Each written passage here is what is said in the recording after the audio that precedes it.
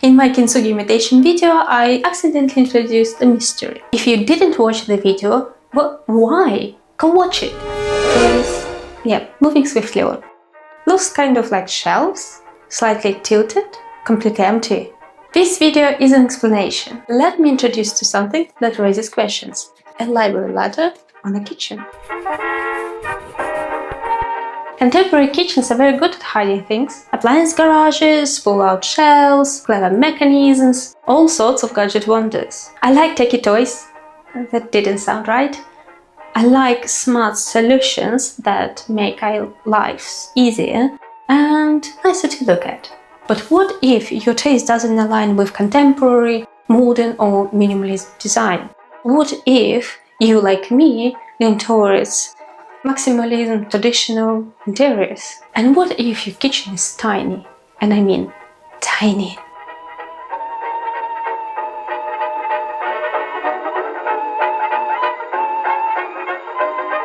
I made several kitchen plans during my studies, but nothing could prepare me for my own Barbie-sized kitchen. Luckily, I could use the next room as my dining room, and I didn't have to squeeze dining table on an island here. Still, in a tiny kitchen, you have to fight for every inch for the workspace or storage. I looked for inspiration in tiny houses and van life videos, and this is what I came up with.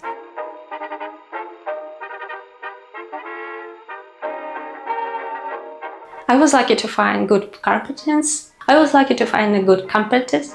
Fucking hell. Carpenters. I was lucky to find good I was lucky enough to find good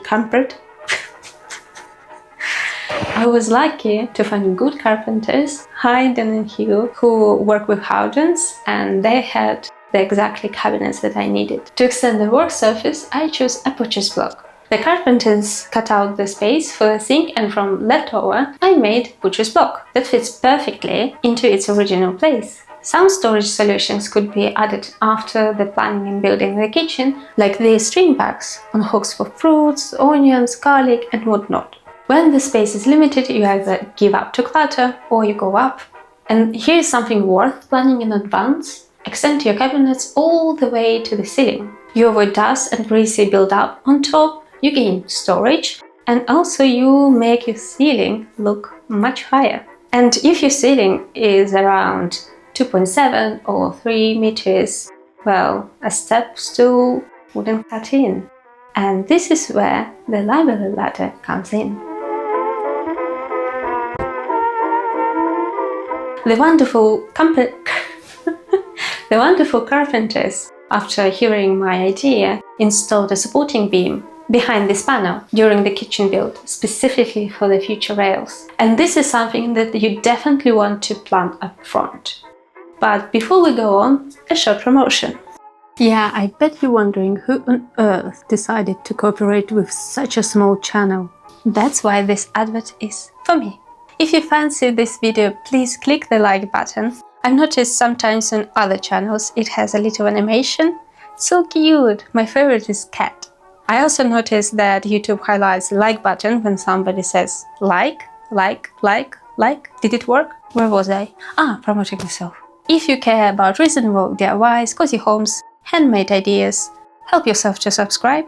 Please assist to get me a real ads one day. Okay, back to ladders before it gets unbearably awkward. I want the name company that I ordered the ladder from because it was expensive, unfinished, unassembled, and delivered to the wrong house. Honestly, for that price, they should deliver, assemble, and install themselves. And the price is the reason why we ordered ladder a year and a half after the main renovation.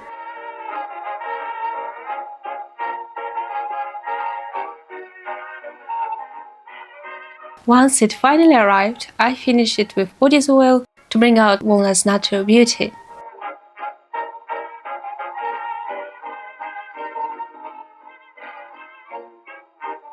Then came assembly. I had help, but still. For installation, I asked Jack. Once I mentioned him before in one of my videos, But let me introduce him properly.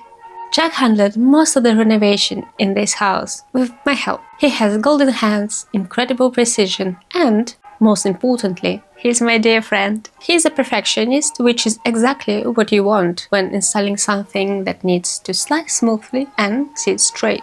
We ordered 4 rails, 3 for the cabinets and 1 for hanging the ladder. Originally, we planned to place it near the entrance, but the ladder turned out to be wider than expected, so we moved it to this wall.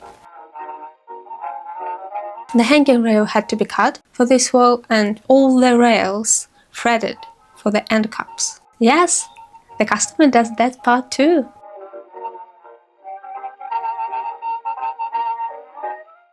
Then it was time to install the rails. Jack started by finding the precise positions for the brackets, otherwise you can't install the rails and the ladder won't slide smoothly. Once the brackets were in, the rails slid into place.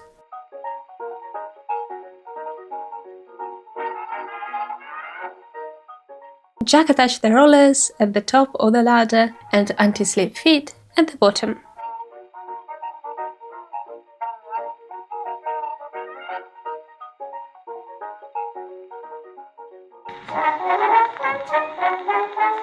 Now I can reach the top cabinets, although when Anton is here I still ask him to do that, but when I'm alone, it's very handy. Of course, the solution only works if you're comfortable climbing a ladder. And with that, my kitchen is finally finished, thanks to Dan and Hugh and especially to Jack. Because without him, this home wouldn't exist as it does. Happy Valentine's Day to anyone who celebrates it. Cheers!